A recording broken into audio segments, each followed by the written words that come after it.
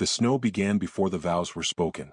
It drifted beyond the cathedral's towering stained-glass windows in pale, relentless sheets, soft as morning veils and just as merciless, swallowing the ancient streets of London beneath a silence that seemed almost reverent. Within, however, there was no silence at all. The great nave hummed with whispers, each one sharpened by scandal, passing from painted lips to gloved hands like poison poured carefully into crystal.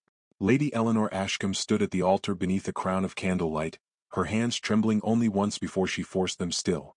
Her ivory satin gown had been tailored with exquisite precision, its lace sleeves descending like frost over her wrists, its train spilling behind her in folds fit for a queen. Yet no artistry of seamstress or jeweler could disguise the slight, unmistakable swell beneath her bodice. The child she carried had become the evening's most discussed guest. Around her, the assembled aristocracy watched with the gleaming avidity of spectators awaiting the final act of a tragedy. Ladies tilted their feathered fans just enough to conceal their smirks. Gentlemen bent their heads toward one another with murmurs of quiet amusement. Poor thing. How disgraceful. To think the Duke was forced into this. Eleanor heard every word, though none were spoken loudly enough to claim ownership. She kept her chin raised. If dignity could be fashioned into armor, hers was forged of tempered steel. At the opposite end of the altar stood Sebastian Blackthorne, Duke of Ravenshollow, broad-shouldered and immaculately severe in midnight formal wear.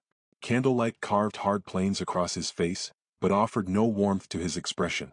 His dark eyes remained fixed ahead, neither seeking Eleanor's nor avoiding them.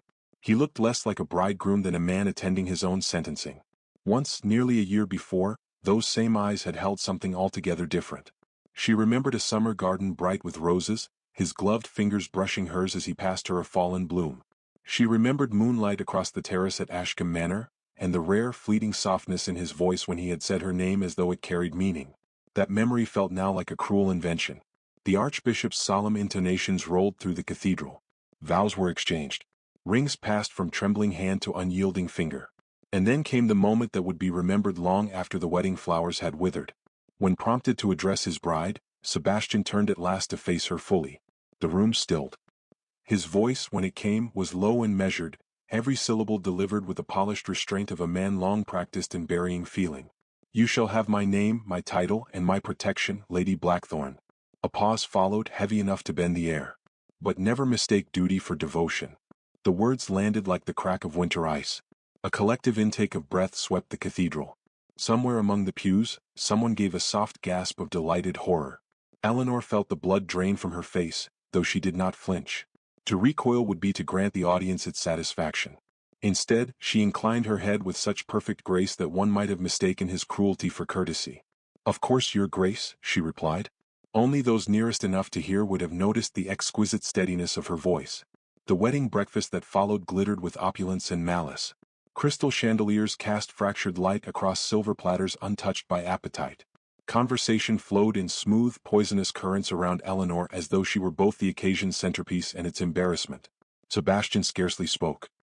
He sat at the head of the table, remote as marble, acknowledging toasts with curt nods while his bride endured the scrutiny of every eye. When at last the final course was cleared, he rose. The scrape of his chair silenced the room. "Urgent affairs require my departure for the continent before dawn," he announced. Shock rippled through the gathering. To leave his bride on their wedding night was an insult so staggering it bordered on theatrical. Yet his expression betrayed nothing. He did not look at Eleanor as he offered his arm for the final procession. Outside, snow swirled thick as ash. The carriage awaiting her stood lacquered black against the whitening square, its crest already frosted over. Ravenshollow Castle lay far to the north, isolated among barren moors where winter lingered longest. She entered without protest. Hours passed beneath the mournful rhythm of wheels over frozen roads. At dawn, Ravenshollow emerged from the storm. It rose from the cliffs like something carved from the mountain itself, vast and austere, its towers vanishing into low clouds. No welcoming lanterns gleamed at its windows. No warmth softened its silhouette. It was not a home. It was an exile. The servants who received her were few and spectral in their silence, leading her through endless corridors where portraits watched from shadowed walls and the air smelled faintly of extinguished fires. When at last she was shown to her chamber, she dismissed her maid and stood alone before the hearth, staring into cold ashes. Slowly, she placed both hands over the child beneath her heart. "They may cast us into winter," she whispered, her voice trembling only now, "but you shall not be raised in coldness." A soft knock interrupted her vow. An elderly footman entered carrying a silver tray upon which rested a sealed envelope. "The Duke left this for your grace," he said. After he withdrew, Eleanor broke the black wax seal with unsteady fingers. Inside was a single sheet. "Do not expect my return before spring." Nothing more. No signature. No explanation. But as she lifted the page, something small slipped free and struck the floor with a sharp metallic sound. It was a silver key, delicate and old, gleaming faintly in the fireless room. And engraved upon its bow, in letters so worn they were nearly lost to time, was one word: forgive. Morning entered Ravenshollow reluctantly, as though even the pale winter sun hesitated to trespass upon a place so steeped in silence. Thin ribbons of light slipped through frost-laced windows and stretched across the stone floor of Eleanor's chamber, touching the silver key where it lay upon her bedside table like a question no one had thought to answer. She turned it over in her gloved palm as she stood at the window. Beyond the glass, the moor spread vast and white beneath a leaden sky, the world reduced to snow, stone, and distance. Somewhere beyond that frozen wilderness lay London with its chandeliers and laughter sharpened into ridicule. Somewhere farther still, across a cold and restless sea, was Sebastian Blackthorne. The thought of him no longer brought only hurt. Now it stirred confusion. Why send her here with that single cryptic word engraved upon the key? Why leave behind any token at all if indifference had truly been his intention? Questions, she had learned, could become prisons if allowed too much room to echo. By noon she had resolved to seek her answer. The West Tower had long stood abandoned, according to Mrs. Finch, Ravenshollow's severe but quietly loyal housekeeper. No servant entered it. No fires had warmed its hearth in nearly 20 years. When Eleanor presented the silver key, however, the older woman's expression shifted almost imperceptibly. "I had thought His Grace would never open that room again," she said. The tower staircase spiraled upward through cold gloom, each step sighing beneath Eleanor's careful tread. Dust silvered the banisters. Cobwebs trembled in corners like forgotten lace. Yet at the summit stood a walnut door untouched by decay, its brass lock gleaming faintly. The key turned with a smooth, decisive click. Inside, time had been preserved. The chamber beyond was small but intimate, paneled in dark oak and lined with shelves sagging beneath books. A faded Persian carpet softened the floor. Heavy curtains veiled tall windows, and upon a polished desk rested a scattering of charcoal sketches as though their owner had only just stepped away. Eleanor moved through the room slowly, reverently. She recognized at once the hand that had drawn the landscapes pinned neatly upon the walls. The lines were disciplined yet unexpectedly tender, capturing hills, trees, and rivers with startling sensitivity. Sebastian's hand. On a side table stood a toy wooden horse with one wheel broken cleanly away. Nearby lay a leather portfolio filled with youthful paintings, wild northern seas, storm-dark forests, and once, astonishingly, the delicate likeness of a woman seated beneath roses. His mother. The realization came with a quiet certainty. Beneath the portfolio she discovered a lacquered music box. Upon its lid was engraved in elegant script, "For the boy who feared being unloved." Her breath caught. This room was not merely a chamber. It was a wound preserved.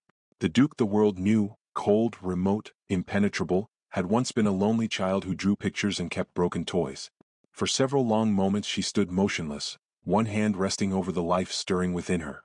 Then, with the clarity that grief sometimes grants, she understood. Whatever had frozen Sebastian Blackthorne had not begun with her. That afternoon she ordered the tower cleaned and its hearth lit. It was the first of many commands. Day by day Ravenshollow began to stir beneath her hand. Dust sheets vanished from neglected furniture. Fires awakened in forgotten grates. Curtains were thrown wide to admit the reluctant winter light. The kitchens, long dormant, filled once more with the fragrance of fresh bread and rosemary broth. The servants watched in astonished silence as their abandoned duchess moved through the castle with serene purpose. Where Sebastian had left a mausoleum, Eleanor began building a home. Word spread swiftly through the surrounding village. First came Mrs. Whitcomb, recently widowed and desperate for employment. Eleanor installed her as nursery seamstress. Then came 2 orphan sisters driven from their cottage by fever. She gave them shelter in the East Wing. Before long, Ravenshallow's empty halls echoed with quiet industry, boots upon stone, laughter from distant corridors, the rustle of life returning where only stillness had endured. The villagers began calling her the Winter Duchess. Not with mockery but devotion. Yet while Ravenshollow warmed, scandal traveled southward like smoke. Letters arrived weekly from London, each bearing fresh reports of society's fascination. Some marveled at her transformation of the castle. Others speculated openly that Sebastian had abandoned her for good. Eleanor read them all without visible reaction. Still, on certain evenings she found herself standing in the West Tower, staring at those charcoal sketches and wondering whether their artist remembered how to feel. Then, late one snowy afternoon, another carriage climbed Ravensshallow's icy drive. Its crest bore the Blackthorn seal. 4 footmen unloaded an enormous crate wrapped in oilskin and bound with brass clasps. No letter accompanied it. Inside, Eleanor found an heirloom cradle of pale Italian walnut, carved with constellations and lined in ivory silk. Beside it lay matching nursery furnishings of exquisite craftsmanship: a rocking chair, a wardrobe painted with tiny silver stars, and a quilt embroidered by hand. Her fingers trembled as she unfolded its edge. In one corner, stitched so delicately it might have been missed, was a single word. Oh! She stared at it for a long time. This was no perfunctory duty. No careless gesture ordered by secretary or steward. Someone had chosen each detail with thought. Someone had remembered. That evening, as twilight bled violet across the snowbound grounds, a fresh newspaper arrived from London. Its headline screamed in bold black ink: Duke of Ravenshallow seen in Paris with the Marquise de Villette. The paper slipped from Eleanor's fingers. At that precise instant, a sharp pain seized her, low and sudden, forcing her hand against the cradle for support. Another followed. And as wind rose howling against Ravensshallow's ancient walls, she understood with cold, terrible clarity that winter had not yet finished testing her. The storm descended upon Ravenshollow with the fury of something ancient and unforgiving. By nightfall, snow struck the castle windows in wild, frantic bursts, while the wind howled through the battlements like a choir of restless spirits. Every corridor trembled beneath the assault. Fires blazed in every hearth Eleanor had painstakingly restored, yet still the cold seemed to creep through the very stones, pressing inward as though winter itself had come to witness her trial. Another pain tore through her.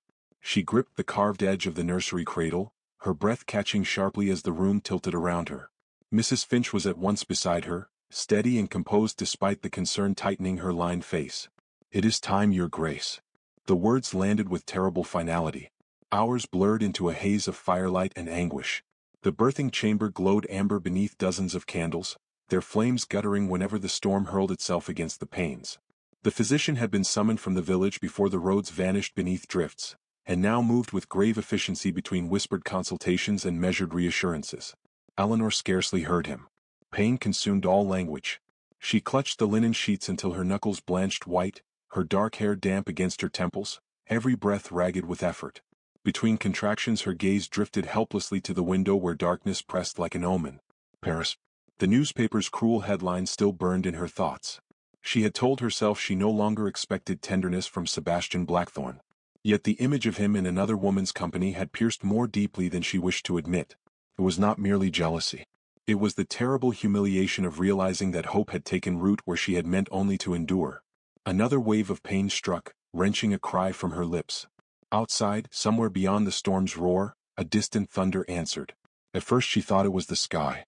Then came another. And another. Hoofbeats. The chamber door burst open with such force that several candles shuddered. A figure strode in, cloaked in snow and shadow, his dark hair damp with melted frost, his face stark with urgency. Sebastian. For one suspended instant he stood motionless upon the threshold, his gaze finding Eleanor across the room. The composure that had once made him seem carved from winter itself was gone. What remained was naked fear. He crossed the room in 3 swift strides and dropped to his knees beside her bed, heedless of wet boots staining Persian carpet. Eleanor. Her name broke from him like prayer. She stared, too astonished even for anger. His gloved hand closed around hers, icy from the storm yet trembling. "If I am too late," he said, his voice rough with something dangerously close to panic, "I shall never forgive God nor myself." No polished restraint softened the confession. No ducal mask concealed it. For the first time since their wedding, she saw not the distant nobleman who had exiled her, but a man stripped bare by terror. The labor stretched through the long black hours. Sebastian did not leave. He remained at her side through every cry, every shuddering breath, every desperate grasp of her fingers against his. More than once the physician urged him to withdraw, but he refused with quiet steel. When Eleanor faltered, it was his voice that steadied her. "Look at me." She did. "You are stronger than this storm."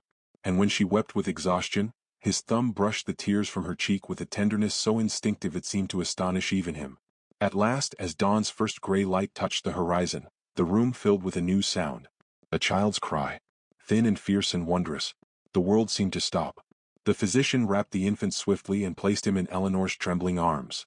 Their son, tiny and solemn, with a shock of dark hair and tightly clenched fists as though already prepared to challenge fate itself. Eleanor gazed down at him through tears she no longer tried to conceal. When she lifted her eyes, Sebastian was watching them both with an expression she had never before seen upon his face. Wonder. Almost reverence. He reached out hesitantly as though afraid he had no right. At her small nod, he touched the child's cheek. His breath caught.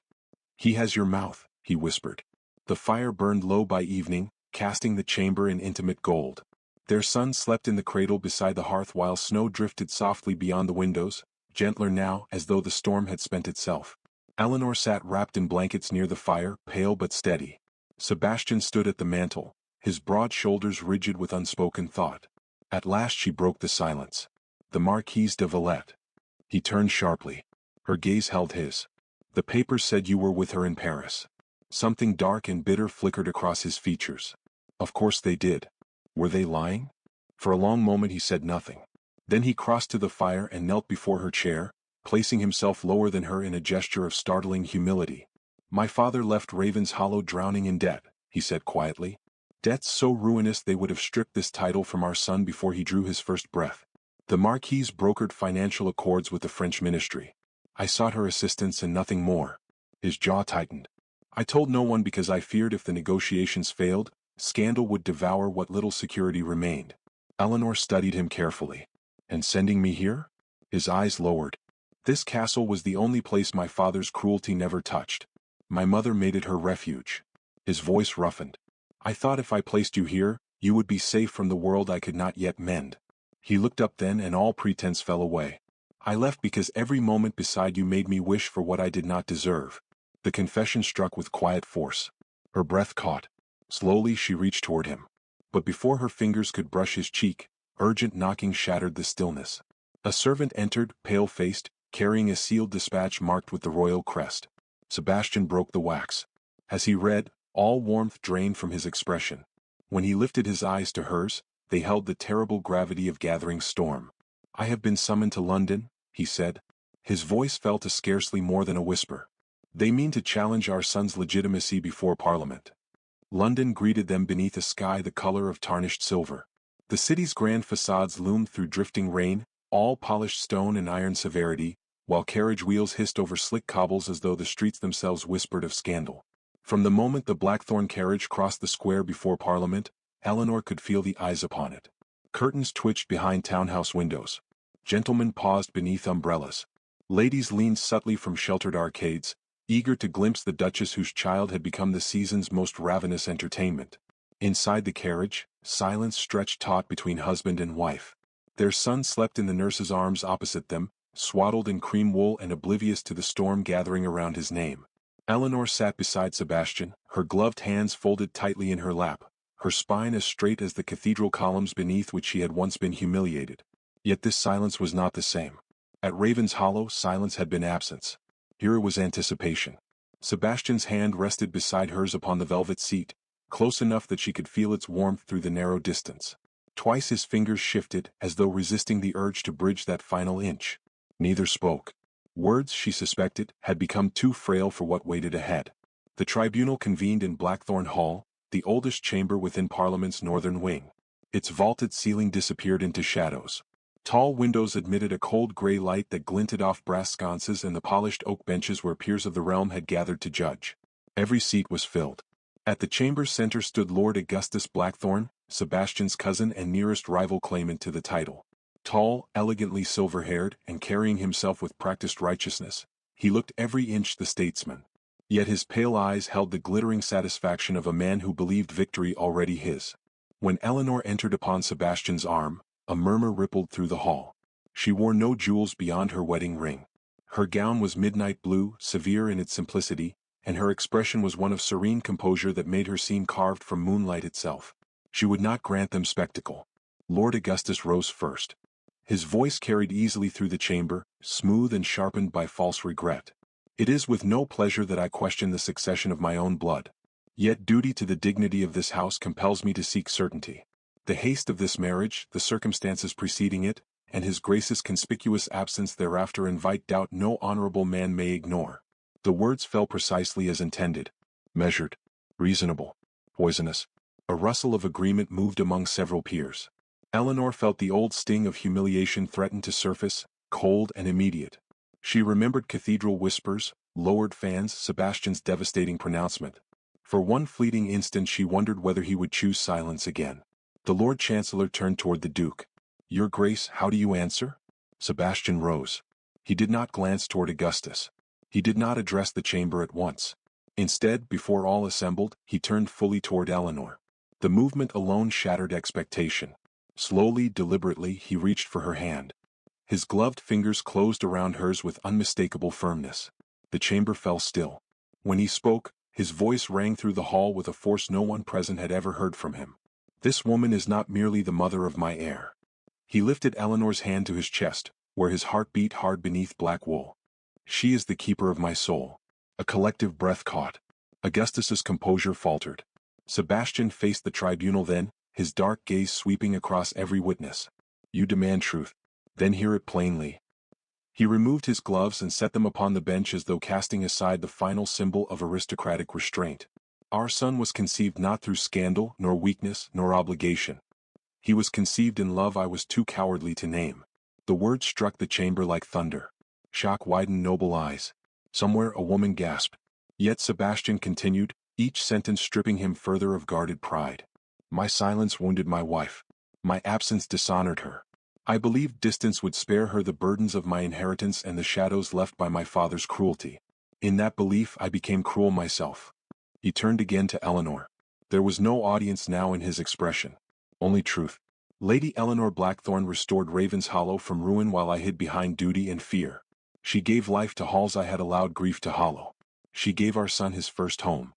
His voice softened but lost none of its power. "She has shown more courage in one winter than I have shown in a lifetime." For a long moment no one spoke. Then the Lord Chancellor rose. "This tribunal requires no further testimony." The ruling came swiftly. The child's legitimacy was affirmed. Augustus's challenge collapsed beneath the weight of Sebastian's declaration. The chamber erupted into murmurs, but Eleanor heard only the rushing pulse in her ears. Sebastian had not merely defended their son. He had laid bare his heart before the entire realm. That evening, London lay washed clean by rain. Blackthorne House glowed with candlelight, its vast ballroom emptied of guests and musicians alike. Hundreds of tapers shimmered against mirrored walls, casting golden reflections that multiplied into infinity. Sebastian stood waiting at the center of the polished floor. No title cloaked him now. No reserve. Only a man holding out his hand to the woman he had once failed. "This dance was owed to you," he said quietly. Eleanor regarded him for a long moment. Then she placed her hand in his. As they moved into the slow, elegant measure of a waltz, the years of restraint between them seemed to dissolve into the candlelit hush. His hand at her waist was steady. His gaze never left hers. "You have given me much to forgive," she murmured. "I know. And yet forgiveness is not freely won. It shall be earned." There was no hesitation in his answer. She studied the solemn sincerity etched across his features, and something long frozen within her began at last to thaw. When the music faded into silence, she reached for his hand and guided it gently to rest against the soft curve of her abdomen. At first he frowned in confusion. Then understanding dawned. His breath stopped. Her lips trembled into the faintest smile. "There is one truth yet withheld, Your Grace," she whispered. As wonder transformed his face, a sharp knock sounded at the ballroom doors, and the butler entered pale with urgency. "Your Grace," he said, voice strained, "there is a fire at Ravenshollow. Yet one chamber remains sealed." The silver key had never left Eleanor's keeping. She had worn it upon a ribbon beneath her gown since the day she first found it. On the evening of Ravenshallow's reopening, the entire village gathered in the great hall. Candles blazed from every candelabrum. Music filled the air. Laughter rose beneath vaulted ceilings that had once known only silence. Their son slept peacefully upstairs. And Eleanor, now carrying their second child beneath her heart, stood at the foot of the grand staircase while Sebastian crossed toward her through the golden light. He wore no ducal regalia. Only a simple black coat, severe in its elegance. When he stopped before her, he dropped to one knee. The room fell silent. From his pocket he withdrew the matching half of the silver key she had carried all winter. A murmur swept through the hall. "There was always a second key," he said, his dark eyes never leaving hers. "My mother divided them before her death. One for the door. one for the heart that might someday be worthy to open it. He rose and offered his hand. Together they climbed the eastern staircase toward the sealed chamber. Before assembled servants and villagers, they turned their keys in tandem. The lock gave way. The doors opened. Sunlight poured through tall arched windows into a vast circular library lined floor to ceiling with books. Fresh roses bloomed upon every sill. At its center stood an easel, a cradle, and above the mantel, carved into white marble, the words, "For the woman who taught stone to breathe." Eleanor's breath caught. Slowly she turned. Sebastian stood behind her, emotion bare upon his face. Once he had been a man who offered titles in place of tenderness. Now his voice trembled with unguarded truth. "I gave you this castle to keep you distant," he said. "Tonight I offer you my life, my failures, my hopes, and every remaining year within them. If there is mercy in your heart still, claim them." Tears blurred her vision. Yet she smiled. She stepped forward, placed both hands against his face, and kissed him before all gathered below. The great hall erupted in joyous applause, but Eleanor heard only the steady beat of his heart beneath her palms. Beyond the windows, spring wind moved softly through Ravensshallow's blooming gardens. And as twilight settled over the castle that had once stood frozen and forsaken, warm light spilled from every chamber, carrying laughter into the dark.